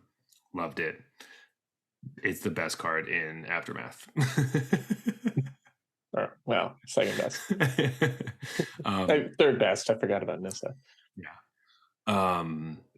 Jeff, do you have a best Explorer card? Because I have one. Locked and loaded. Why don't you go ahead then, continuing in snake draft fashion? I do have my pick. But, okay, I was gonna say because I'm pretty sure that ours are the same pick, possibly. So like I'm just gonna like throw that out there. Fairy Mastermind is of course my favorite Explorer card. Yeah, I thought it was your probably favorite as well. Slips right into Rogues. Super fun, super good. Also, Rogues. It is. What's really good about this card is that like it can flash in at the perfect point, get the card advantage you need at that moment, and then your opponents think it's much more dire or important in your game plan than it actually is. That's the thing. Like, I don't think I've ever actually activated this ability because Rogues never wants to really activate this ability. It's so expensive. But mostly just because this thing died. This isn't like a fucking lightning rod. They will kill this over my Soaring Thought Thief. And I'm always like, well, that was wrong. But okay. Yeah. Thank you. Like, I already got a card out of this, or like, whatever. Like, my Soaring Thought Thief is really the problem here. Yeah, no, Fairy Mastermind is great. I love Yuta's card. Yeah. There is only one thing at this moment that sucks about it is that it's bad against Shieldred, the Apocalypse. Because that deck, when you're playing against, because obviously Fable's still around at Explorer, so when you're playing against that deck and they draw a bunch of cards, because they tend to draw a bunch of cards on their turn, you end up drawing cards when you have this out, and you have to figure out how to kill this or you die. So it's one of those interesting things where you like flash this in response to like Fable Chapter 2, and you're like, haha, and then they slap Shieldred down, and you're like, oh right, yeah. So like stuff like that tends to happen often enough. So if your opponent knows how it interacts with their deck specifically and Shieldred, they will try to keep it around. So be wary of it. But I do agree that like it is a lightning rod, and letting it soak up some removal spells isn't the worst thing. And having a flash 2 power creature is nice because a lot of your flash creatures are 1 power dependent. So yeah, I still like. I'm still run into the story in my version. Yes, for sure. And it's just funny you mentioned Shieldred because like it's happened a disturbing number of times that I'm like, oh yeah, Shieldred, and I just click OK, and I'm like, no, I have Into the Story in my hand. No, I'm supposed to cast that in response. Yeah, and you're like, fuck. No. How can I make this mistake more than once? Or so the amount of times somebody draws their second card for the turn, and I was going to flash in Yuta, and I just forgot. Just like end step it. Yeah, and I'm like, why the fuck did I do that? I was like, I always give the oops after that. I'm just like, yep, guess that on end step, even though you tapped out to draw more cards. Yeah, you tapped out to divination. I fucking play. Yep, go ahead, divination. I'm not gonna counter that. So stupid. Anyway, that happens. New a lot. Play patterns are funny. Yes, they are. So this card definitely shook up the play patterns for that deck. But super happy to have it, and we were really hoping for this. Like when Yuta won over a year and a half ago, we were waiting for this card, so it feels good to You're have. like, it's got to be a rogue, right? Like Mhm. the fact that it's a fairy rogue, it's perfect. Yeah, Um, it's yeah, so that perfect. was gonna be my pick, but I had it in the off chance that you didn't choose it. So Okay. I had some other picks Okay. lined up because I thought we I were. was pretty, yeah, I was just ready to go. Like we're just picking that card, but I'm ready yeah. for your next one. Let's All see what it right. is. And Ob Nixilis also almost made the cut here. He was another Wow. he was another narrowly edged out. But the reality is, like, I actually haven't played him very much in Explorer. I want to play him, but I actually haven't done it. Yeah. Because in Explorer, what I spent most of my time on, just having a ton of fun with, was Sultai Delirium. And so the card Gotcha. from this set that most makes that happen, which is super funny because I've been, we've been shit talking battles the whole night, but it is a battle, and that was Invasion of Amonkhet. It's like Mhm. perfect in that deck because it comes down, it mills, and then it reanimates stuff. And I have a bunch of, like, I'm self milling constantly. I have a bunch of creatures that are really worth reanimating. I have 2 drops that can attack this like right away. And of course, most important thing, it gives a new card type to the Delirium deck. Yeah. So this is like the thing that sort of from this set makes Delirium worth reconsidering uh, in Explorer. And I've just had so much fun building that deck. It's very similar to the Phyrexian deck I talked about last week in Standard, where the first iteration was garbage and Mhm. so different from what I have now. And now I feel like I've gotten to a place where the deck does okay and can win some games and stuff, but I feel like there's room to improve. It's like both decks are kind of in that same point. Mhm. Um, but Invasion of Amonkhet's sort of a big part of that deck. So that's probably the card from this set I've played the most in Explorer. Nice. That's great. That's that's awesome. Um, as far as favorite art on a card, do you Yes. have anything that jumps out at you right away? Yeah. Yeah. So this is a card that I've loved the art, and I think I even mentioned this when Mhm. previews were coming out for this set.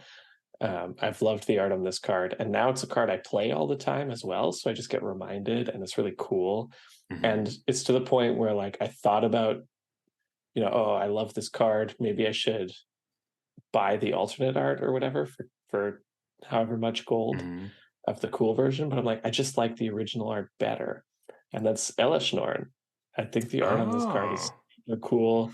Magali Villeneuve is like really talented. I Mhm. basically always love the pieces that they they put Yeah. forward, and like, I can always pick out their style as well. And so I think I said, like, pretty sure that Elishnorn is her. Mhm. Um, but now that I play with it more, it like reminded me of when I first saw previews. I was like, oh yeah, I'm whatever about this card, but the art is awesome. And now that I'm not whatever about the card and play it all the time, I'm like, oh yeah, this art is awesome. Yeah. So that's my pick for this. I I Both sides are great. both sides. Yeah, I also really like the art on that card, and it also doesn't have like this specific. She tends, like I've said this before, but like she tends to have like the viewer kind of lower to the ground, so they're Mhm. the piece. We always have like a really strong character, usually a female character, towering over us as the viewer. And in this specific one, it's not that placement of our focus isn't so low to the ground. We're a little bit higher, which is interesting in a set where Elish Norn is the big baddie, but isn't Right. actually overpowering us, as opposed to cards like Chandra Torture Defiance or a Mhm. couple of those planeswalkers where like we're trying to feel the gravitas of them. This one almost feels like it's not. Elish Norn isn't impeding her power or oppressive to us when we look at her. It's a little bit more seductive in the way she's holding the pieces of the I don't know, snake thing. I don't know Yeah, what that is, whatever whatever that that is, is. but it has a little bit more of a tenderness to it as a motherly touch than some of the other Mhm. fierce pieces that we've seen from her, which is really cool. And when I think of her, I always think of like, oh, um, thick thighs, like Yeah. really like towering figures. And this piece has similar components to it, but doesn't completely encapsulate that, which is really cool. Mm. I actually randomly of the pieces, and I think I've talked about this um, before, but I think my favorite art, it feels super weird to say this, but is actually of Seed of Hope from this illustrator is Gabo Leps. I don't know if that's right, but that's how I perceive Sure. that Yeah. name. Um, but it's a card that is played in some limited decks, but basically of this whole, we have all these different figures of like war and destruction and invasion and team ups and triumphs and different things. This is like a piece at the end, which isn't even part of Aftermath, but it's Teferi, he's basically burying the seed of Ren into the ground. And it's just this peaceful moment of like his reflection of what has happened. And there's like some flowers in the background. And he's just kind of very solemn and slow and calm. And it just has always struck me as so different and also almost feels out of place in the set in a Hmm. way that like not just the art but also the card is usually something I didn't want to take. Right. So I did see it often enough in a draft that I would look at it more often than other cards, which I think sometimes has an effect on me where it's like I spend more time looking at the art of a card I'm not going to pick than ones that I do. So this art has stuck with me a little bit more just because of the peacefulness it brings to the set, as opposed to everything else. Yeah, I don't think I've ever actually looked at the art of this Mm-hmm. card. Just read it and was like, nah. And then Yeah, um yeah, I don't have like the artistic know-how to really describe what I'm trying to convey here, but one thing I like about this piece is Teferi is quite detailed. mm-hmm. But then as you move away from Teferi, it's kind of like, well, this is grass and it's just sort of broad Totally. strokes grass design, or like this is a magic or fire or whatever that's happening here. Um, and it just gets very like, uh, It kind of I don't know what blends. the art It style would blends be, but together, right? Yeah, yeah, like exactly. it. I think It that's really cool way of making the focus Teferi. Um, Totally. I think that's exactly what it is. Is that it's a piece that isn't using a camera, but it is using the idea that like it's focusing on a certain spot or a person, and then everything else mhm, is kind of out of focus, without it actually being out of focus because it's a painting. So right. you don't have that in your wheelhouse, but definitely Yeah, it's a really cool piece for sure. really interesting stuff. Um, Anyway, Jeff, we're at the end. This is it. This is our happy hour. Um, do you have anything to say before our last call? Before we go into the ratings of the beers? No, other than like, Nice. I want to reiterate that for constructed, I do like this set. You know, we were joking in the into the break. Zach and I were joking that we should rename this the Unhappy Hour. Mm-hmm. Um, but I think part of that is just with a set with so much going on, it's easier to talk about the stuff that didn't land. I think this set, like I said at the top, did do a great job of conveying the war and the gravitas of the situation Mm-hmm. and providing a lot of interesting cards to build around. It's just like the caveat of that is that it provided interesting cards by being so complicated that some of them are bound to be interesting, Yeah. um, which kind of for us was a detriment to the limited format success. Um, but obviously for other people it's great. So it just depends kind of what you like. And so I don't I think sometimes it's easy to come in and say, oh, I didn't love battles, I don't really like the idea of the commander pairs, and Hmm. then this set was way too complicated, and people would be like, he hated this set. It's like, I actually like this set because it gave me a lot of tools that I'm gonna play around with, uh, in standard for a while. um, but I also do think some of these things could have done better or could have been executed differently. Yeah. Yeah, it's hard because like we've said on this show, or just like what happens in life is that it's very easy to like lean into the negative of stuff and then like really get excited about it and want to continue to like kind of shit on things, Mhm. which happens to us and happens a little bit tonight. Yeah. But and it can be fun to lean into that, but like you said, ultimately with constructed, I think specifically is that like a lot of these cards, that even if I didn't like the actual initial idea or the way that they like approach this or like the way things happened, I'm excited to, if these cards come up, it'll be very exciting if someone ends up building decks that are like I don't know, any of the team ups that I wasn't really into, or like Karisev and like Baral or like something like that. That's like so awesome. Like I would be stoked if I saw that on the battlefield. Like, oh, you found this and this is what you did. Like that's so sick. Like, so I am really interested and excited for those types of things. I just will not be the person doing it, Mhm. which I've said many times before.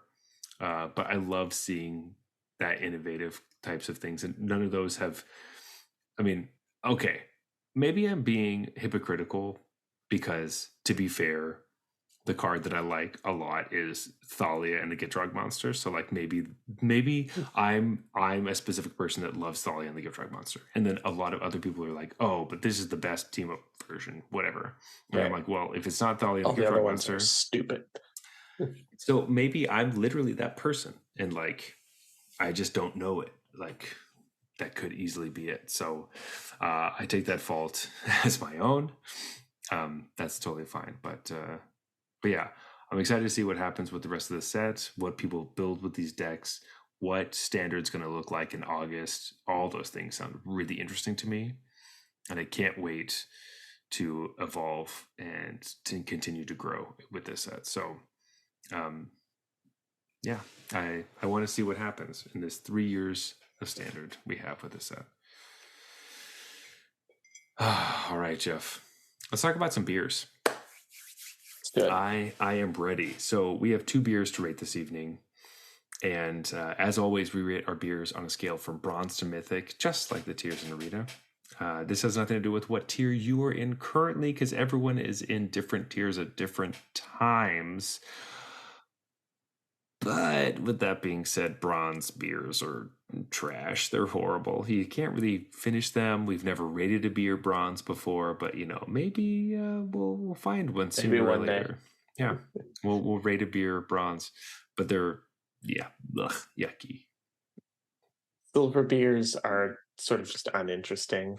Macro brews will find themselves here. Gold beers are fine, but you wouldn't really think about them or drink them often. Platinum is the next step up. They're super solid, and you would drink them again. Diamond beers are exceptional. You would bring these to parties, you show these to friends, you really like these and have them in your fridge a lot of the time. And Mythic is the absolute best of the best, just the chef's kiss of Mm. beer. These are the glistening deluges of the beer Oh, world. you stop with that. Just perfect design. Yeah. No, yeah, totally. Hey, look at this cool deck we built. Like, fuck you, next set. Um. Anyway, whatever. My camera is fuzzy. Oh, it's better now. Cool, sweet. Jeff, let's get this over with. Let's pick our favorite beer for the episode. You got it in your hand? I do, yeah. Here you go. 3, 2, 1. Major Tom. Canuck. What the I know. fuck? I know. You Probably a surprise. You are disgusting, and I hate you. What is happening right now? All right, tell me. What do we Tell want me. to start with? We're going to start with Canuck because I want you to explain to me why you would be such a. This is the most egregious. This is the worst. This is the worst thing. I think Canuck is fine. It's a pale ale. You got to be pretty kidding me. It's I've had Canuck a million times, right? So it just like to me is sort of a quintessential pale ale. It's not going to wow you when you have it. I feel like you're fucking with me. It's there's nothing wrong with it. So this is a good benchmark pale ale. I'll give this a platinum. Canuck is okay.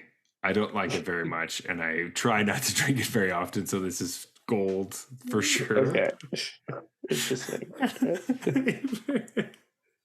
You don't like Major Tom? Let's talk about Major Tom. Let's talk about Major Tom. I didn't really like it. You have got to be kidding me.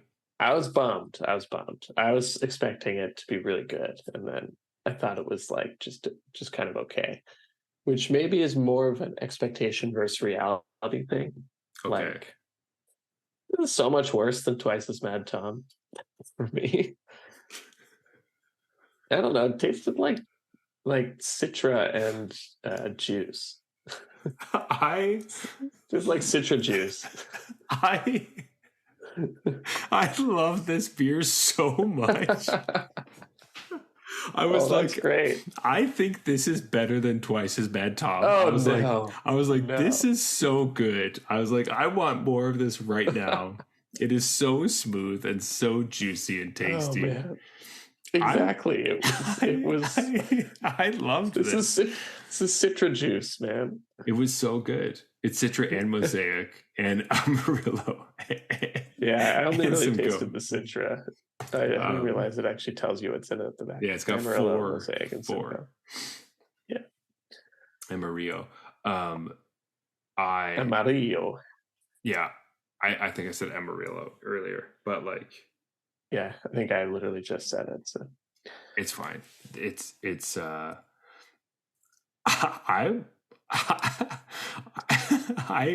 don't even know if I can say what it goes Twice as Mad Tom, Major Tom. No, I think like it could be just this night. I don't know what it is, but I loved Major Tom. I'm gonna give this Mythic. Loved it. That's awesome. I have. There's another. I was actually in my wondering if that was going to happen when I was drinking it, because I was like, this is like too juicy. They need to like tone down the juice level of this. And so I was like, but I wonder if that means Zach is really enjoying it. I took the first sip and I tried not to make a face at you, but I was like, this is very good. I'm going to give it platinum.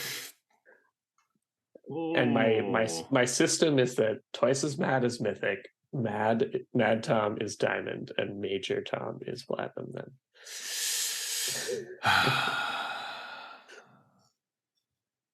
what a bummer, because I like Major Tom absolutely better than Mad Tom. And Twice as Mad Tom is really good, but both of those would be better if they had more Major Tom in them. I don't know about that. Anyway, wow. I do like the giant can. Maybe that should. No, I'm going to stick in platinum. Really, I was going to say giant can almost propels it to diamond. That's funny because I have the exact opposite, because I think the giant can is the only reason. Like, if anything, the if only there's thing any holding slight, it back. because it doesn't fit in my fridge right. Like the shelves, don't fit correctly. But anyway. Major Tom, it's very good. Go get it. Ooh, that was hilarious. That was one of the biggest disagreements on the show, I think, and most surprising disagreements. Because I thought you would love this for sure. Like, anyway, didn't deliver what I was looking for. That's so weird. Anyway, Jeff, let's go to closing time. Let's get out of this stuff. If you want to talk to us, the podcast, about what you think about these beers, or like what beer, I don't even know anymore, because Jeff has just blown up everything I thought that I knew about beers. This doesn't taste like Mad Tom at all. That's all I'm saying. It's just like a different beer. I know, They're that's just why they're using the Tom name to try to just like get people to buy this completely different beer. I know won't it. stand for it. I won't stand for that. It's so much better than Mad Tom, though. Like, That's funny when you said like, oh, that both beers would be better if they had some more Major Tom in them. I was like, this would be better if it actually had some Mad Tom in it. Yeah. What I was thinking. It doesn't do anything like that. Yeah. Which, like, Mad Tom is like a good beer. I remember it being good. And then Twice as Mad is like good because it's like more alcohol. But this one's like, oh, it's so much better. Like, I'm so glad it's like not like those other beers at all.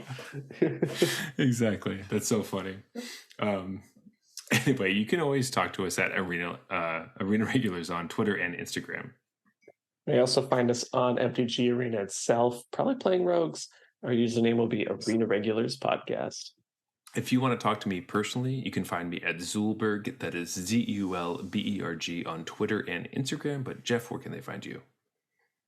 The best place to find me is on our Discord channel. I go by Regular Jeff. The link for that should be in the show notes. Also, please leave us a review on Apple Podcasts. Follow us on Spotify, leave us a review there, and go to our YouTube channel.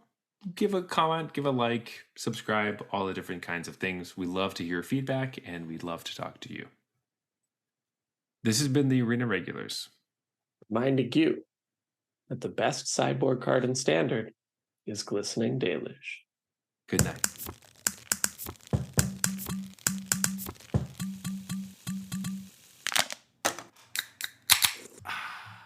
All right, that's fine.